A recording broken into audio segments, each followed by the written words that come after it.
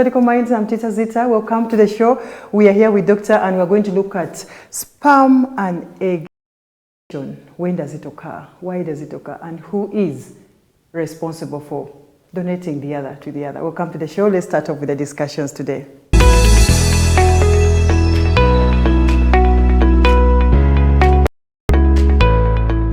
Welcome to the show once again. This is Medical Mind, and we are here with Doctor to look at sperm and egg donation in both men and women. Welcome to Medical Minds. Doctor, say hello to the viewers.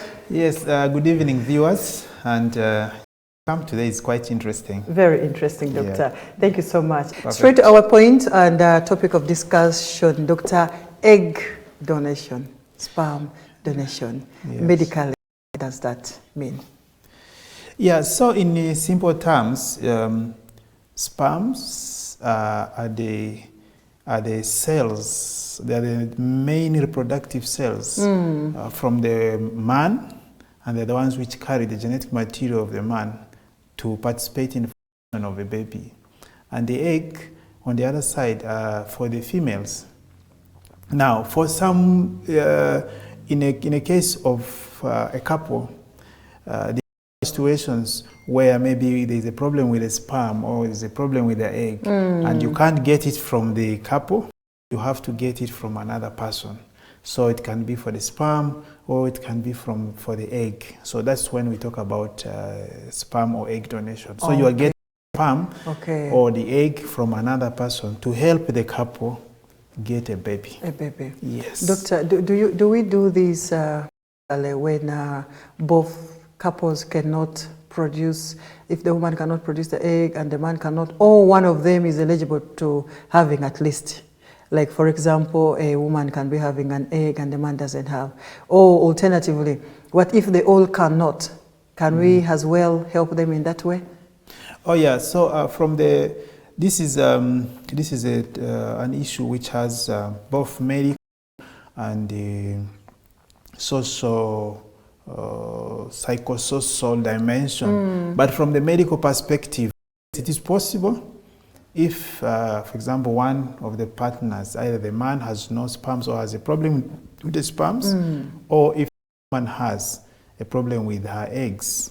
Yes, that is possible. And if both have issues, then you can have donation of both sperm and the egg. From different couples. Yes, so this is from the medical and technical point of view. I told you psychosocial aspect of it. Now, this process, as I told you, the intention of reproduction is to pass your genes to the baby, you know.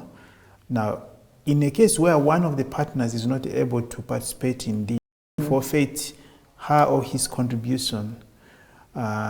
Now, how acceptable this is for the partners is entirely their decision, and it is dependent on culture as well. Now, you take the case where both of them have to forfeit.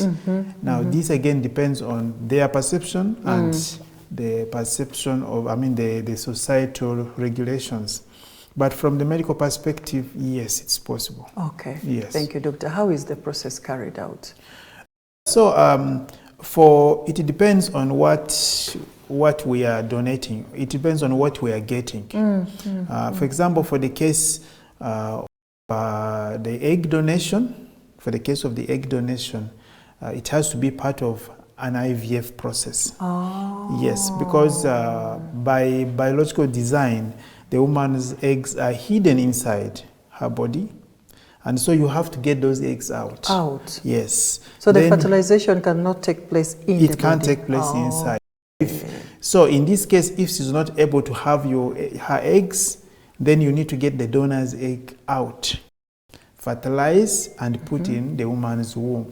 Oh, you first fertilize it outside, then you put it there. Yes. And it grows normally? It grows normally and everything else is okay. Okay. That is if the problem is with the egg. But if the problem is with the sperm, then for the sperm there are a lot of options.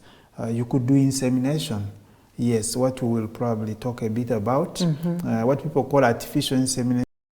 That we do in cows, animals? It's similar. Actually, that thing, the application in humans, was derived from the knowledge From the animals? From the animals, Okay, yes. okay. So you can have the donor's sperms, prepare them, and then put in the woman's womb what we call the artificial insemination.